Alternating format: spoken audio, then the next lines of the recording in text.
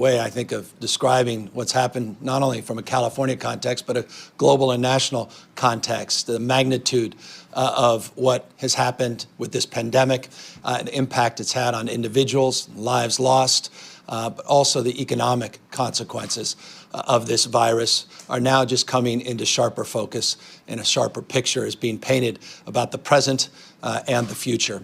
Just here in the state of California, just since March 12th, some 3.1 million Californians have filed for unemployment insurance. Just since March 12th, 3.1 million have filed for unemployment insurance. A few weeks back, I was giving a state of the state, talking about the fact that we had just entered into our 119th month of consecutive job growth in the state of California. We talked about the fact that we were averaging a GDP growth over a 5-year period of 3.8%, substantially outpacing the rest of the nation. We were enjoying the lowest unemployment in modern recorded history, 3.9%. Today, I stand in front of you sobered by the reality of the last few weeks. We are now in a pandemic-induced recession here in the state of California. 5.3% unemployment, that masks the reality of where the real unemployment rate is here today and ultimately will end up over the course of weeks and months. Again, 3.1 million have just applied for unemployment insurance. They are not all represented in that 5.3% unemployment rate number. These are sober and challenging times. And we believe very confidently these are not permanent moments in terms of what we should expect in the future. We have great confidence in our capacity to, in a California way, to not just survive, working our way through this pandemic, but to thrive over the course of the next year, 2, and 3, as we turn this economy around. And so today we want to talk a little bit more specifically about our simultaneous efforts to focus not only on the crisis at hand, the situational challenges that remain daunting in the state of California, to not only bend the curve, but to see that curve begin to decline to meet the needs of millions and millions of Californians and address the crisis, but simultaneously at the same time, begin to focus much more robustly, much more comprehensively on economic growth and economic recovery. Let me, though, just say from the outset, it is sobering to be talking about economic growth and economic recovery and unemployment numbers when we just had other numbers that came out today. 95 lives lost last night. That's the highest number that we have recorded since this pandemic began. 985 human beings, their stories, their lives, their families torn asunder, have lost their lives since the beginning of this pandemic. We are coming close to that 1,000 mark, a mark we hoped we would never see. Again, it puts this moment in perspective. We need to continue practicing physical distancing. We need to deeply apply the stay-at-home orders. We are not out of the woods yet. The worst mistake we can make after so much progress in the state of California, bending the curve, making those models moot because of your actions and your extraordinary cooperation in this effort, is to pull back right before we're at a point where we can start toggling back and begin a very thoughtful, phased-in approach to reopening the state of California and ultimately reopening our economy. So I want to frame that as a predicate because I recognize the exuberance some of us have around entering into the conversation, the next phase conversation about economic recovery and economic growth, and a desire to attach dates and deadlines to those strategies. I, of course, am never tempered by dates and deadlines. I only am guided by health and science, real data, and a granular level, bottom up, not top down. I'll remind you, 40 million Californians. We are the most diverse, and we are the largest state in the union. And as a consequence, we need to be very prescriptive in our strategies, very targeted in our strategies and approaches as we begin to sectorally and regionally focus on the issue of economic recovery and economic growth. that's specifically what I want to now talk about today, is what that looks like and how we can be guided and aided in our effort to fully recover as a California economy. By the way, not just as a California economy, as California goes, so goes the nation. I should just note, since the Great Recession, California led the nation with 15% of all the American jobs were created since the Great Recession were created right here in the state of California. 3.4 million jobs since that recovery began, only to be confronted by this new reality. We ended our streak of 120 consecutive months of net job creation. It ended officially with our March numbers. That said, our consequences of our actions will be felt all across the United States, and we recognize our unique responsibility as Californians to do our fair share and help lead the way in terms of job creation, retention, and job growth. And so what I have done is I have asked and tasked some of the best and brightest minds that we could source. A disproportionate number, almost exclusively, reside here in the state of California. Some of the most well-known business leaders in the world happen to reside here in California. Some of the great social justice warriors reside here in the state of California. Tribal leaders, healthcare leaders, small business leaders. We are blessed to have the kind of human resources that only a nation state could be afforded. And we have tasked 80 of them to begin to work through each and every sector of our economy to put together tangible, actionable ideas for short-term, medium, and long-term economic recovery. We have an advisory committee that represents the diversity of our state geographically and otherwise. And it's an advisory council that also includes, I'm proud to say, all 4 living former governors of the state of California, 2 Republicans, 2 Democrats. I want to thank Governor Pete Wilson. I want to thank Governor Arnold Schwarzenegger. I want to thank Governor Gray Davis, and I want to thank Governor Jerry Brown for joining this effort as well. We can't do it without you. This is not a partisan endeavor. This is about California and a California first mantra to do everything we can across our differences and across the spectrum of political ideology to row in the same direction. Accordingly, it's also guided and aided by leadership in both the Assembly and Senate, Republicans and Democrats. I want to thank all of them for their willingness to participate in this work group and to guide our recovery through the creation of this advisory group. When I talk about California way, with a bit of pride, that strategy is not just about growth. Strategy is predicated on inclusion, growth and inclusion.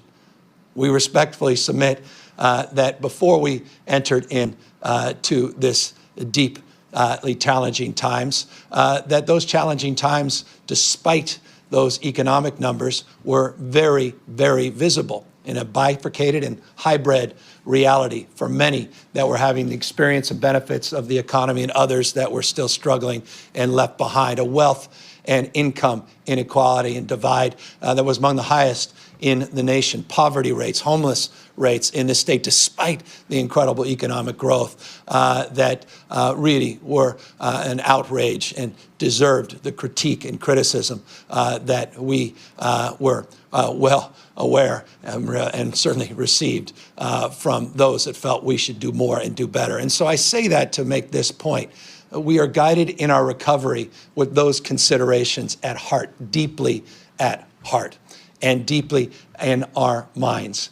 We recognize that if we're going to learn anything from the past, it's not to repeat the mistakes of the past and have a sustainable mindset, not just a situational mindset, again, in terms of how we recover. It is in the how we recover that I think ultimately we will be judged and judge ourselves. And I think that is the spirit of the group of people and advisors we put together.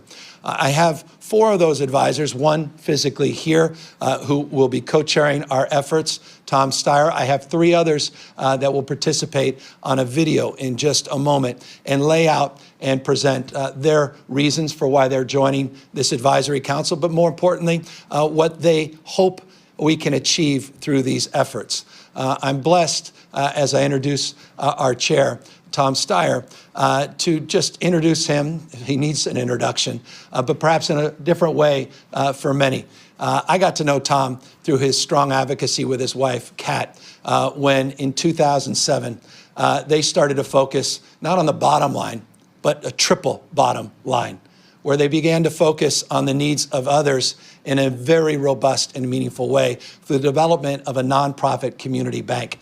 The focus was on sustainability, both from perspective of Mother Nature, but also the markets, and to focus on low income, to focus on small businesses throughout the state of California. That bank has grown and it's become truly a national model.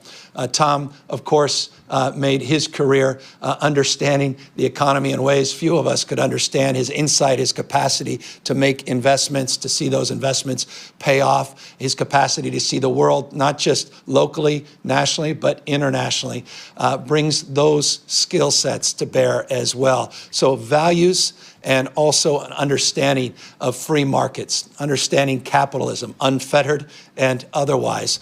We felt he was an ideal candidate to lead the charge and introduce the broader purpose behind this advisory committee. So I will step aside. I'll ask Tom to say a few words, and then I'll introduce the 3 other well-known Californians that are also joining this advisory panel, and they'll put their perspectives direct to you in just a moment. Tom?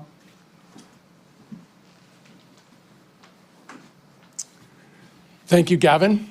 And I want to take a second here to point out what an exceptional job Governor Newsom has done guiding the state through this pandemic.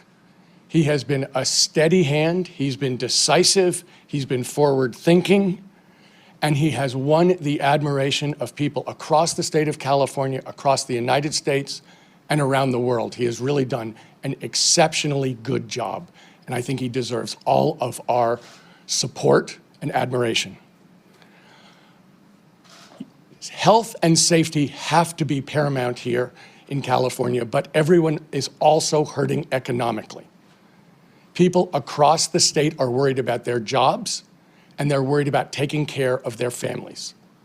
And I think it's absolutely critical at the outset to point out that resource-starved communities have been hit the hardest by this and are suffering the most and disproportionately. And that any equitable recovery plan is going to have to put those communities front and center. This is an unprecedented situation, but the idea of shared prosperity is not one that's new to me, as Governor Newsom said. I did start my own business in California 35 years ago and grew it over 27 years. I also invested in businesses across the state and around the world. But as Gavin said, my great partner, Kat Taylor, and I started a bank in 2007 dedicated to the ideas of economic justice, environmental sustainability, and supporting businesses owned by women and people of color. In addition, I've traveled around this state and the entire country meeting people across the board to get a sense over 8 years of the varied conditions of Americans in this country. So at this point, let me just read the mission statement of what is called, and it's a mouthful, the Governor's Task Force on Business and Jobs Recovery. To develop a strategy to help California recover as fast as safely possible from the COVID-19 induced recession and to create a fair, green, and prosperous future. We will bring together Californians from the public and private sectors and from communities across our state. We will develop a plan that works for all Californians with a particular focus on those hardest hit by the pandemic. let me say we have brought together some of the best minds, as Gavin said, in the state to develop a recovery plan. But we will also be reaching out to people across the state, whether those are activists or experts, labor or environment, community groups or philanthropists. This will be a broad-based effort. I do want to thank the members of the task force who have volunteered their time, their wisdom, and their energy. And I particularly want to thank my co-chair, Ann O'Leary, who's the governor's chief of staff, who I have known for a long time and worked together with extremely happily and successfully. I can't tell you what a pleasure it is for me to be back working with Ann. Let me say to close, health and safety remain the most important points here, and we will ensure that they remain that way by staying within the government's framework for opening up the economy. We will also be true to the deepest Californian values of diversity, inclusion, and innovation. We have the biggest state. We've led in so many ways in terms of information technology and entertainment, in terms of defense electronics and agriculture. We've led in so many ways. We will try to come up with a recovery plan that is worthy of California's past and pushes us to a better future and remedies some of the injustices which this COVID-19 pandemic have revealed in our society. And with that, I will hand it back over to Governor Newsom. Thank you so much, Gavin. Thank you, Tom, and thank you for all your guidance, your leadership, your counsel, and helping organize this broader advisory committee. I think what Tom said needs to be restated, and that is a safe reset, a safe restart for a roadmap for recovery. Safe, predicated on health, predicated on data, predicated on science. We're not going to get ahead of ourselves. We're going to do this thoughtfully and judiciously, again, guided by values, but more importantly than anything else, guided from a health-conscious frame. We clearly recognize the imperative of continuing to meet that moment as our first and foundational principle as we move forward. But as we begin to process that roadmap for recovery, we have a number of people that Tom just referenced across the spectrum of California's economy. One of them is the Chief People Officer at Square. Many of you know Square in the financial services sector, experts in small business. Jackie Reeses is with us, and she, we are very proud, has joined this advisory panel and is here to say a few words. Thanks very much. Thanks for that. I'd like to speak for a moment.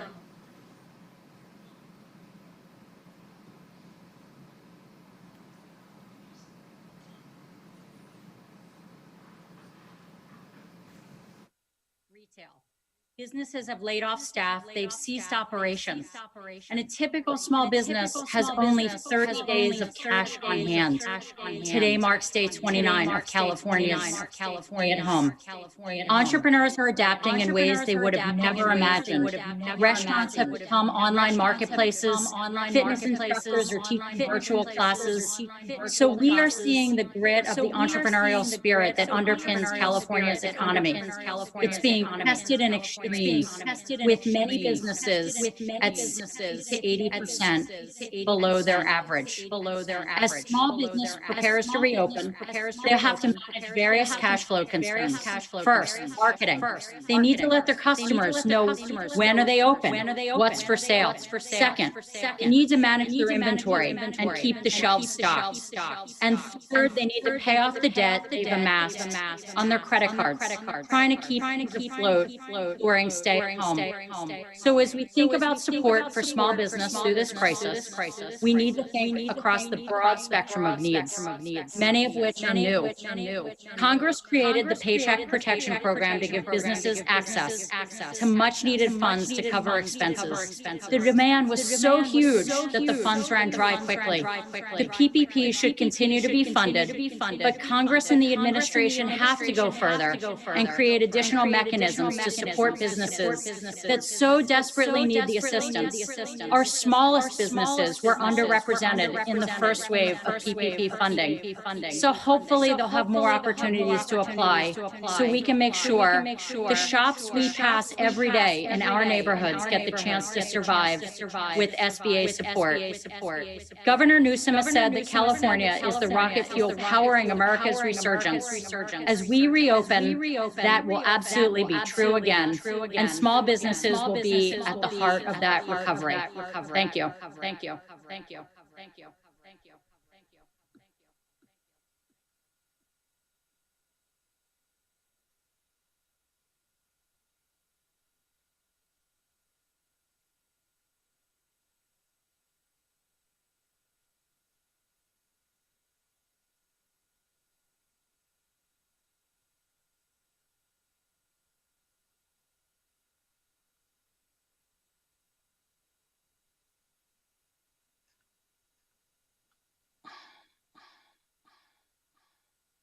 By some of the progress we've heard in the last few hours in real time as it relates to advancing further support for that program federally. And clearly California looks forward to being as aggressive as we have to move forward to get more of those dollars into our state. With that, let me now ask someone that is very familiar to social justice warriors, economic and racial justice warriors throughout the state of California, someone who founded Policy Link, Angela Glover Blackwell, is really, I think, part of the spirit of what I think distinguishes our efforts here in California as it relates to the creation of this policy, or rather recovery advisory panel, and that is the manifestation of, again, the word inclusion. Angela? Thank you. And I have to start by offering my appreciation for the leadership for you, Governor. It has been smart, swift, and compassionate, and we're going to need all of that going forward. It has been so painful to watch what has happened. It's been like tons or gallons of alcohol being thrown on the open wounds of inequality and racism in this country. And as we think about how to recover, we're going to have to figure out how to make sure that we don't go back to what we were before. It was unacceptable then, and it will be unacceptable going forward. We have seen the death and the suffering for African Americans, for people who are Latinx, for people who are poor and homeless and incarcerated. And for one of the first times as a nation, we have gotten a glimpse of how interconnected we are and how what happens to one happens to all. As we go forward and think about the economy, we've got to bring the kind of laser focus that we've been showing in California on those who are most vulnerable to who has to be able to come back and come back in a different way. People of color in this country, and certainly it's no different in the state of California, have been the ones who were most exposed because of their economic standing. The frontline workers who we've all been so grateful for in terms of delivery, in terms of groceries, in terms of so many things, these are overwhelmingly people of color. The people who have had to stay at home in places where they could not even begin to social distance have been people of color. People who live in communities where there's no access to safe water have also been people of color. And so let's have at least a three-part agenda. One that places a priority on the first frontline workers and make sure that they can begin to move into the kind of economic stability that is so important for them, their families, and the nation. We need to make sure that those people who are running small businesses, and when we talk about small businesses, we know that in communities of color, they are very small businesses, very small businesses. They need to have a priority so that what they really need can have the focus that will be required. And in all of this, let's not forget the not-for-profit sector. Those are businesses too. And they're the businesses that have stepped up to provide support. They need support so that they can continue to do so. And the safety net must be strengthened. This is an amazing moment. Despite all the suffering, the silver lining could be to finally understand that we cannot go forward as a nation divided as we have been between haves and have-nots. We need to demonstrate for the nation that it is possible to have a recovery that is transformative and imaginative and radical, that we need to do something completely different going forward. And I've been so proud of California, the way we've stepped up and to think hard about these issues. Thank you, Governor. Thank you, Angela. Thank you for your advocacy. Thank you for the spirit of your comments. And thank you for reminding us there's no leak on your side of our boat. We rise and fall together. This foundational notion of the Commonwealth principle, I think, defines the best the spirit and values of California. And so thank you for that presentation. Moreover, thank you for your ongoing leadership, and we look forward to all of wonderful work you'll be doing for this advisory panel. We have one other person on the line, doesn't need an introduction, well known around the world. We're blessed to call him one of our own in the state of California, Bob Iger.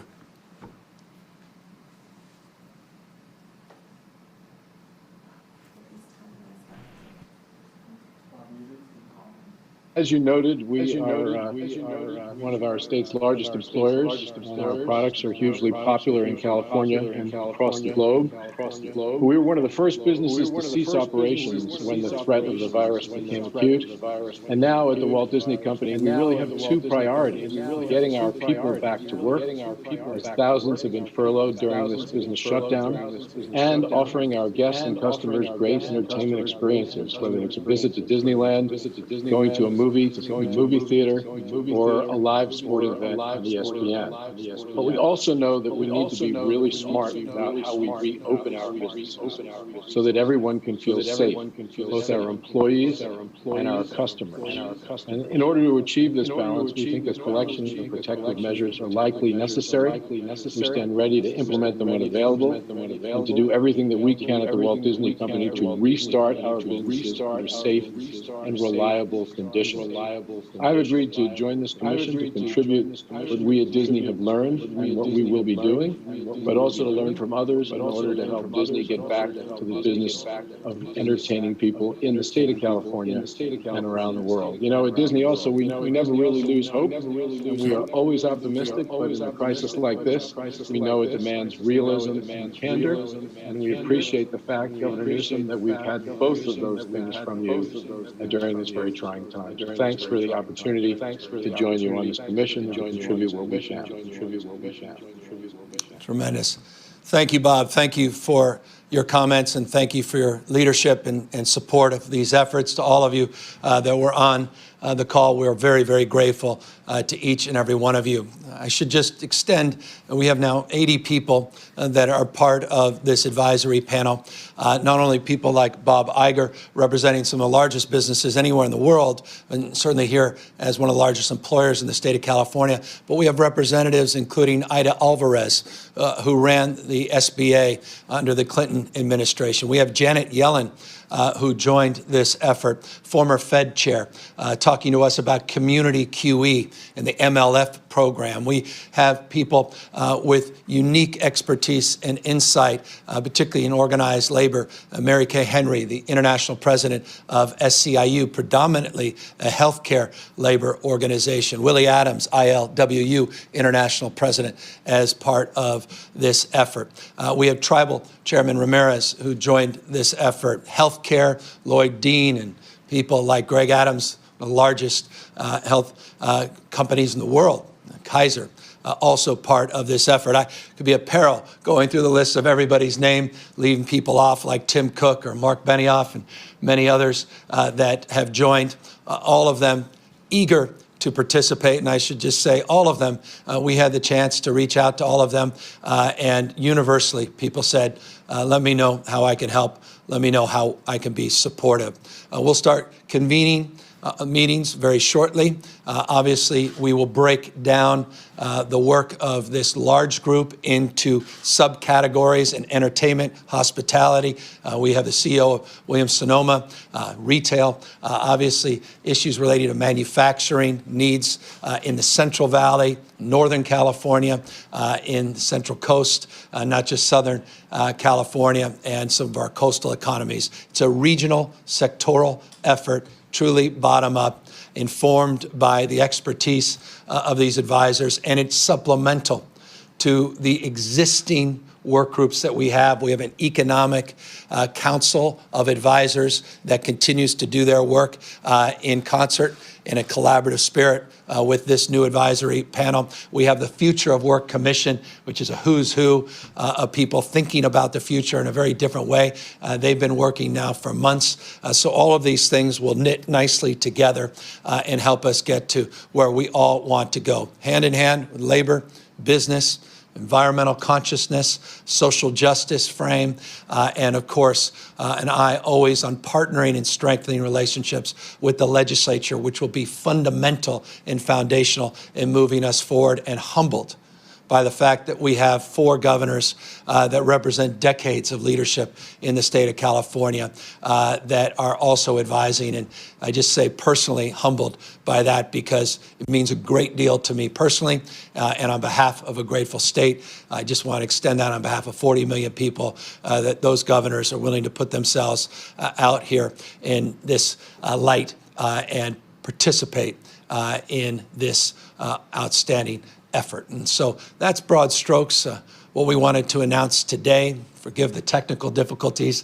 on that Zoom call, but we are looking forward to giving you progress reports on the work of this group, again, led by Tom Steyer, and I appreciate his acknowledgement of my outstanding Chief of Staff, Ann O'Leary, his co-chair, to make sure that we're truly integrated into the governmental apparatus. We have a supplementary team of folks from the EPA, folks from finance, all of our top lieutenants are also going to participate and help guide and staff this effort. So with Tom and Ann and that cross-collaboration, cross-pollination of perspectives, we want to make this actionable. We want to make this meaningful. This is not something where in 6 months I'm looking forward to giving you a draft or putting out a long, thick report.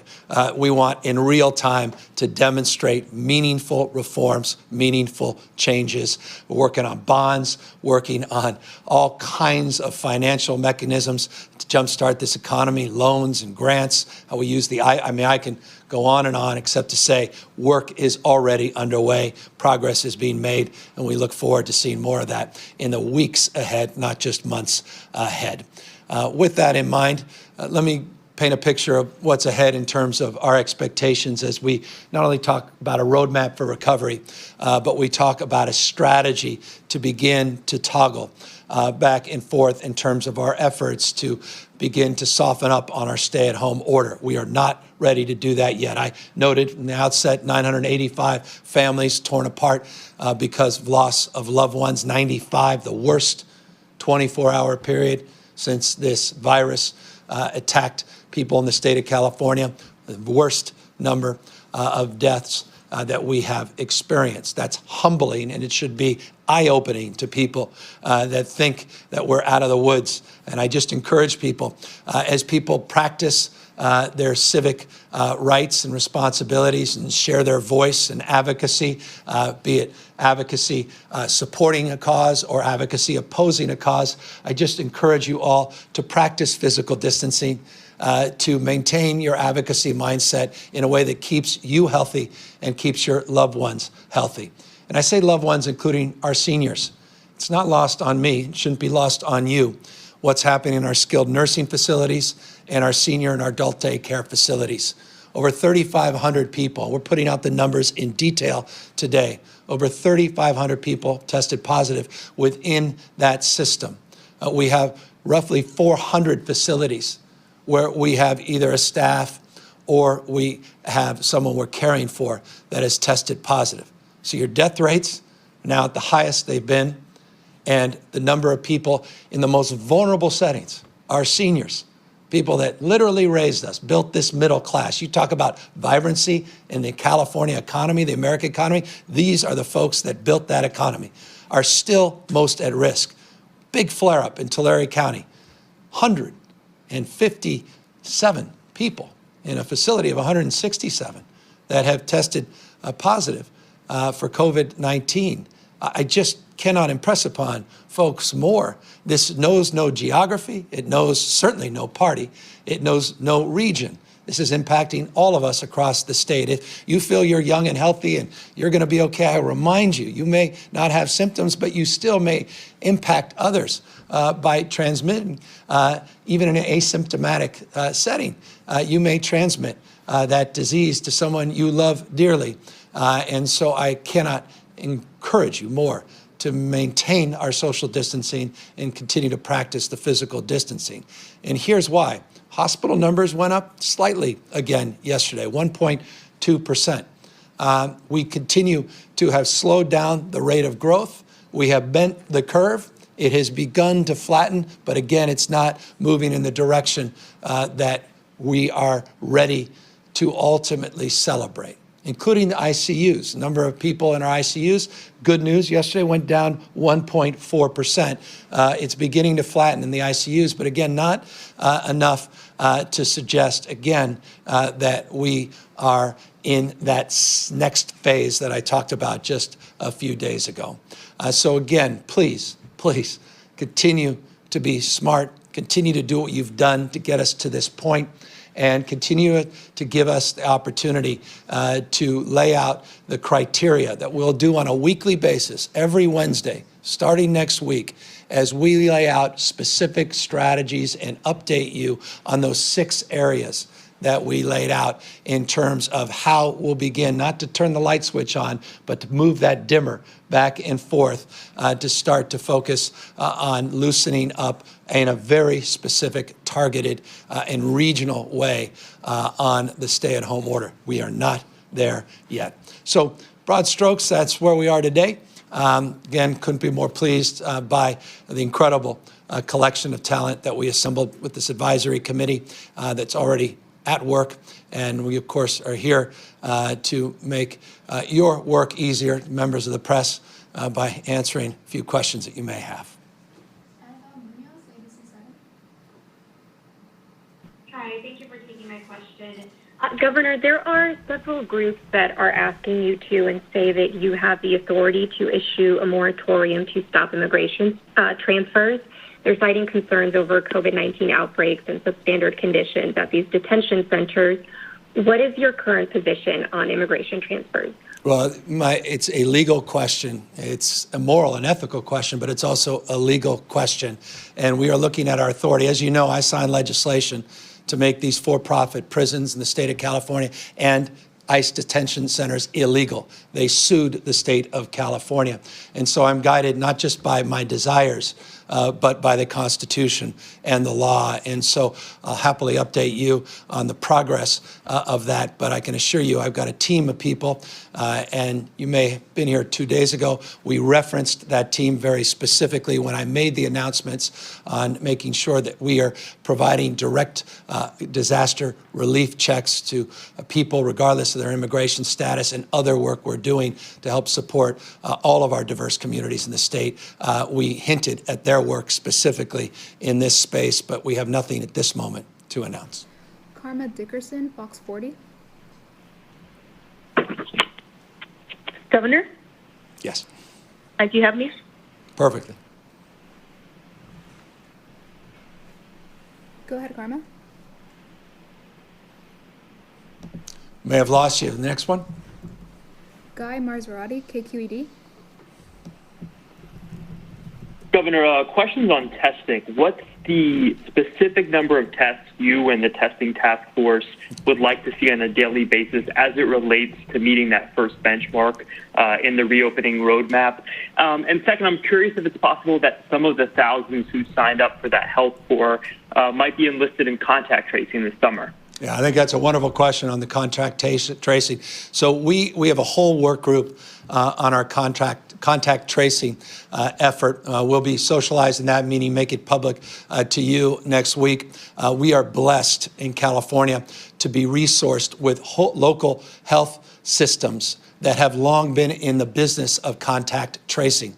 Again, it's a bottom-up process, not a top-down process, but we will be supplementing the work at the local level. Again, tracing going back to TB, to measles, to Ebola, H1N1, and others, and help supplement it with funds and a resourceful framework to help with technology and also help to build a volunteer core that will guide our efforts. And absolutely, we have, and I appreciate your question, thought about the utilization of that health core in particular, because those are licensed experts, many retirees that want to come back in the workforce, many with the kind of epidemiological understanding that can help guide and support any volunteer efforts and the like. I'm, by the way, very encouraged by the progress we're making, but not ready to announce the magnitude of that workforce, but based on the size and scope of the state and need to do the testing and the tracking/tracing, isolation and quarantine, it is going to be a substantially large number of individuals. As it relates to testing, I answered this yesterday, specific question mirroring your question.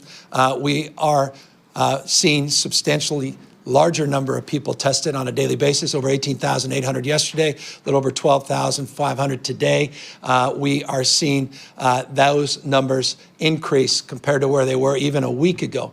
We want to get to 25,000 tests a day within the next few weeks, and that's then the baseline to which we want to see substantial growth into May. Dr. Galley's comments not only amplified that, but built on that. He mentioned the capacity to do 95,000 tests on a daily basis.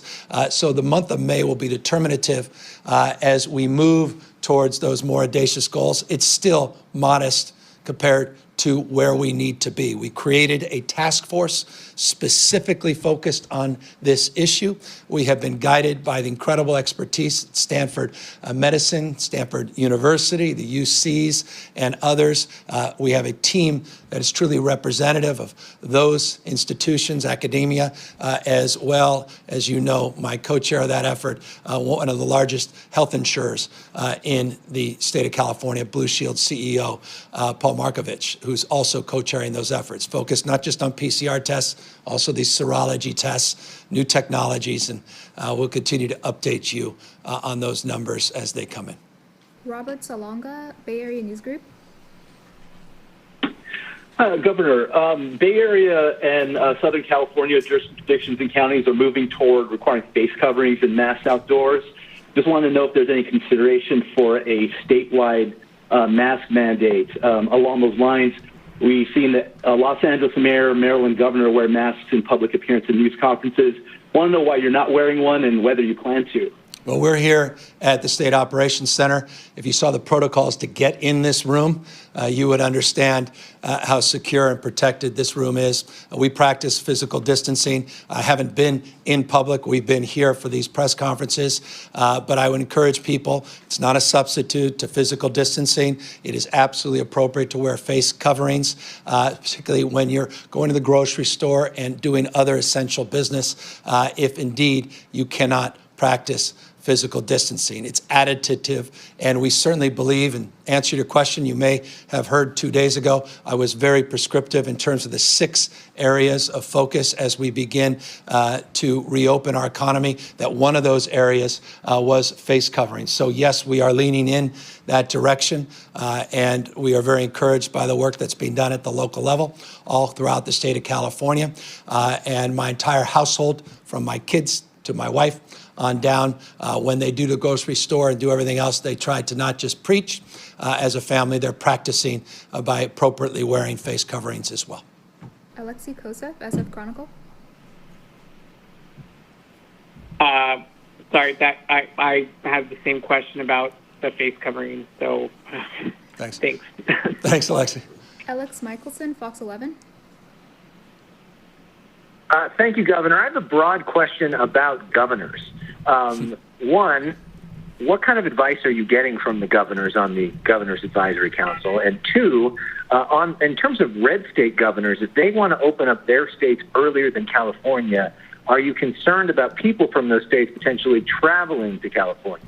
Yeah, I think we all have to be concerned about this. Again, this pandemic, coronavirus, the COVID-19 knows no walls, no jurisdictions, no boundaries. It's a global pandemic. And by definition, we're worried about people going from community to community, census tract by census tract, not just state by state. And that has to be very strategically considered as it relates to the next phase. And we'll be very aggressive. Look, if you come into the state of California right now for essential business, we assume you're just coming in for essential business, you are under the same guidelines and orders that all 40 million Californians are under as it relates to stay-at-home orders and requirement to practice physical distancing. They are supplemental orders, as you know, in communities, counties, large and small. So everybody has to abide by them. But as we begin to open up the economy, that's a point of obvious consideration and, yes, concern, and is very much part of the deliberation we're having. I want to remind you again, every Wednesday, we have 6 subcommittees in these 6 categories, and we will be updating you on the progress, and that is included in that subcommittee work group, including face coverings, testing, all of these things. So we will have the capacity and bandwidth because of their good work to continue to keep you apprised. As it relates to the governors, the advice is do the right thing. Don't play politics. Don't do the expedient. Think about not just the short term, but the long term. And more important than anything else, just remember, we're all in this together. None of us are Democrats. None of us are Republicans. And I say that, I didn't make that up. I say that because that's what they've told me. I had a call just a few weeks ago. I made that public. It was one of those Zoom calls that Governor Davis prompted with Governor Wilson and Schwarzenegger. Governor Brown and I have been texting back and forth consistently. And I love the spirit of these ex-governors because they get it, because they've been in these positions and they want to see something good happen for the state of California. And it transcends individuals. And I think as a former as a current ex-mayor and a future ex-governor myself, I understand these moments. People like us, we come and go.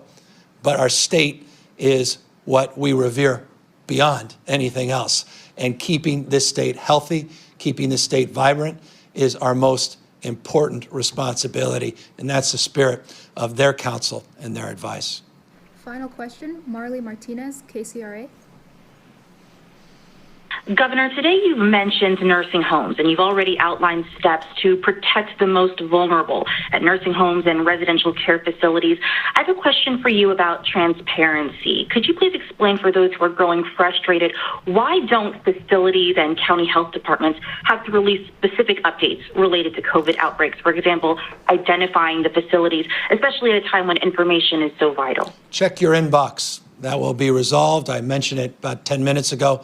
That information's out there. I'm with you, and you will be receiving by site that information, and we will continue to try to update it, make it more granular. We have a HIPAA and patient privacy concerns, so it may not be everything everybody wants, but it is a substantial leap forward in providing you that information that you correctly deserve. Again, let me thank everybody for everything they've done to meet this moment, and to continue to practice physical distancing, continue to abide by the stay-at-home orders.